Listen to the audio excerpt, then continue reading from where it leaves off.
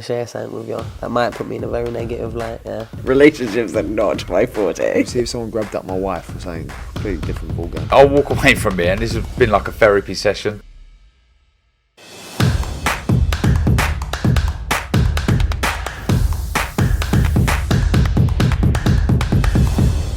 IFL TV is proudly sponsored by Everlast Johnny Nelton. Wow. Yeah, you know what a finish by Smith. I actually thought it was a little rough in patches for him. I think he realised that himself. Wasn't as smooth as what he thought, but then he listens. He had to go back, tuck up. He was making a fundamental mistake, dropping his hand and getting clipped on the way out. Dubois came in with that sweeping right hand over the top. He was up for it. He really fancied it. But then, you know, the finish, that's a show reel. The knockout didn't tell the story.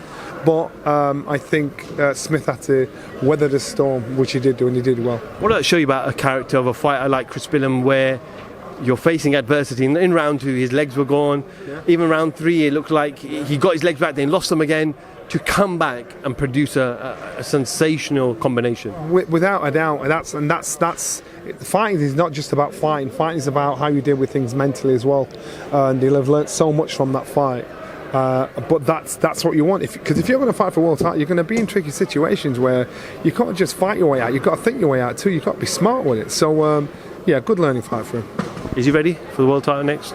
It's an opportunity he can't walk away from. The opportunity is there, the crack's there, he's in touching distance. He can't really say no, because lightning doesn't strike twice in the same place very often. Now and again, you know, every blue moon, so he's got to grab the chance. Everyone's talking about that Riakpo fight. Is that fight even bigger, obviously, if they both have world titles? Yeah, without a doubt. And Richard said he did well. He wasn't madly impressed, or he said if I was in, I would have knocked him out. He showed... I think he was just caught out of the traps. I think Dubois just came out fast on him and just rattled his attempts to try and steady himself, and that was what was important. I hear in the gym he's the kind of fighter that you just tell him to do something and he does it, and I think that's what he needed. He needed direction. Quick comment on Caroline Dubois. I said to her, she's probably been one of the most active fighters in the UK, 5 fights this year, and this woman that she fought has never been stopped, and it was a devastating performance again from her. Caroline was savage. She punched through her. I'm talking about class. You know, she's levels, man, and that's not. She's way past that level. And now the problem is going to be who you put her in with, but realistically, you can put her in with fighters and feel comfortable. You could step her up a level. The only thing she's lacking is round experience, and that's it. But she did really well. Johnny, just a quick comment. I know we spoke about Anthony Joshua yesterday, but Robert Garcia has gone and done an interview. One of the things he said was, and I quote, "It's not about Virgin Hunter doing a better job. It's not about Derek James doing a better job or me doing a better job than his previous trainer. It's about him getting out of his comfort zone and not being the boss and doing what he's told to do in a place where he's not comfortable. It doesn't matter who it is. When he comes back, I know they're going to pick him 2 or 3 fights. So that's going to make any trainer look good." Exactly, and listen, there was a bit of feedback saying this guy doesn't need time off, he's not boxing next amount of time. You don't understand what I'm saying. I don't mean not box.